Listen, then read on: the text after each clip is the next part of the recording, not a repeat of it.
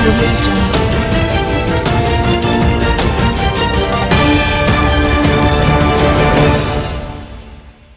अस्सलामुअलैकुम, आप देख रहे हैं के न्यूज़ HD। मैं हूं कुदसिया शौकत। खबर शामिल करते हैं शेखुपुरा से।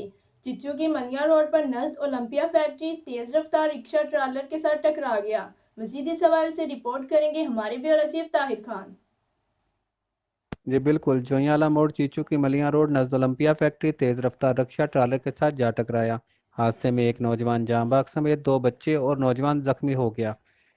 रेस्क्यू 1112 शेखुपुरा की इमदादी टीम ने मौके पर पहुंचकर जख्मियों को तिब्बी इमदाद देने के बाद डिस्ट्रिक्ट हेडक्वार्टर अस्पताल शेखुपुरा मुंतकिल कर दिया, जबकि जाँ बाग होने वाले शख्स की लाश को पुलिस के हवाले कर दिया गया।